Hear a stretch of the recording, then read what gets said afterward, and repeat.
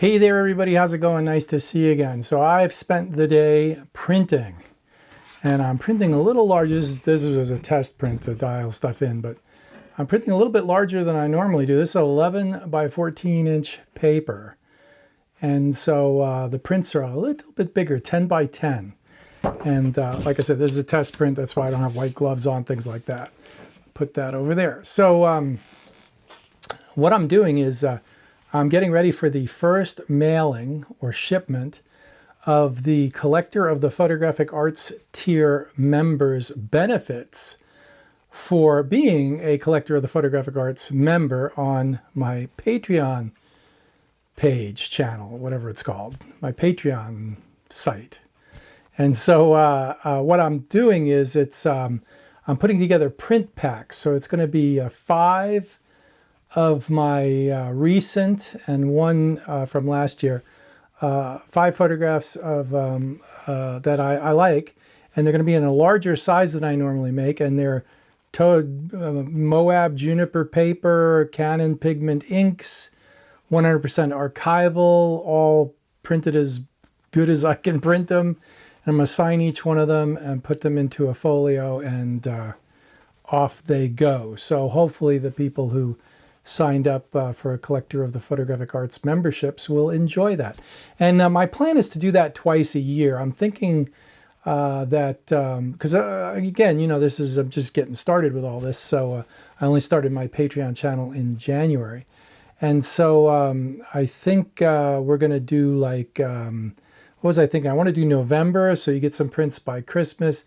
And then I was thinking like June.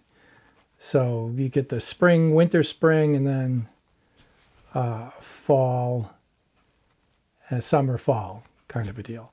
So yeah, now as far as printing is concerned, 4 of the 5 images were from Micro Four Thirds. Actually, 4 of the 5 images were from my recent trip to the National Oregon Trail Historic Interpretive Site.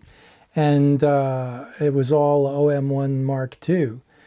And the other one was a 60 megapixel full frame camera, the Sony A7R5. And, you know, I can't see any difference. It is only 11 by 14 or 10 by 10 inch prints. I get that. But nobody could tell. When I put on a 5x magnifying glasses, okay, they all look digital. It starts getting pixelated. And at that point, I say to myself, oh, you know, I'd rather shoot film. So film doesn't look pixelated, it just gets fuzzy. Or it's like not sharp, but it's smooth. Digital is sharp, but it gets pixelated. So it's just a different thing. The bottom line comes down to, at normal viewing distance, or even with 3x glasses on, they all look the same. So there is nothing in it, you know.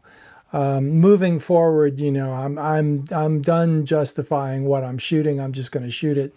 I've proven to myself it's good enough, and it's as good. You know what? I'm not going to stop saying good enough. It's as good as anything else out there. So what's the point, right? It's just enough of the justification and all the rest of it, and enough of the bashers will not be tolerated because they just are ignorant and don't know what they're talking about.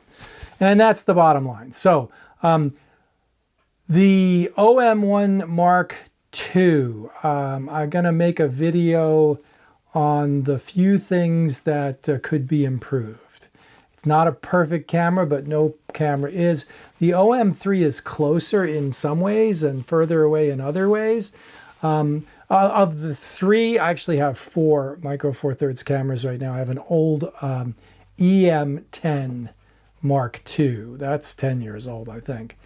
But I have an OM5 Mark II that my plan was to have a super lightweight and or video camera, and that would work perfectly for that.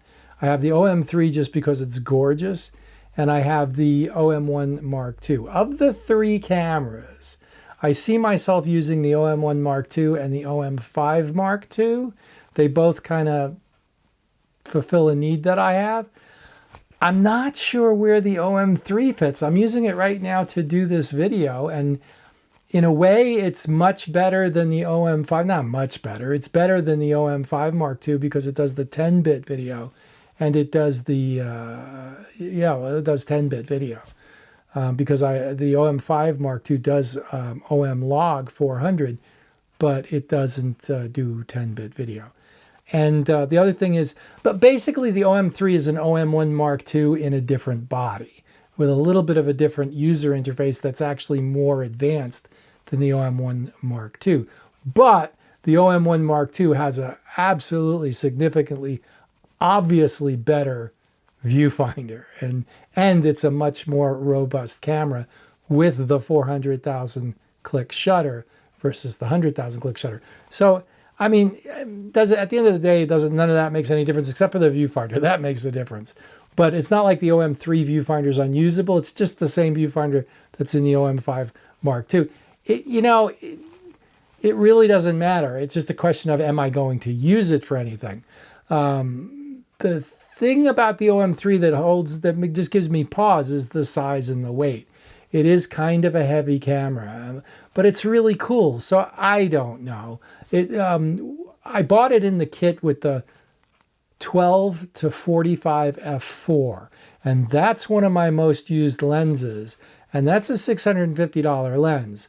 So if you subtract $650 from the price that I paid, the OM3 came out to be not that expensive, only a couple $100 more than the OM5 Mark II. So in a way, it kind of, in the kit, it's a bargain.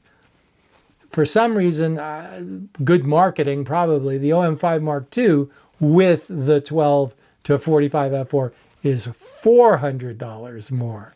So with the OM3, it's $300 more. So yeah, and everything was on sale, so it was a deal. I'm not complaining. I'm happy with all of them. I'm just, the one I see myself using least at this point right now is the OM3. So, but everything's subject to change. So there it is. Check out my Patreon page, and if you want some prints at a really great price twice a year, become a Collector of the Photographic Arts member. That's a great thing and a lot of fun. So other than that, like, subscribe, hit the bell for notifications, and lots more to come, and we'll see you out there. Have a great one. Thanks for watching. Bye.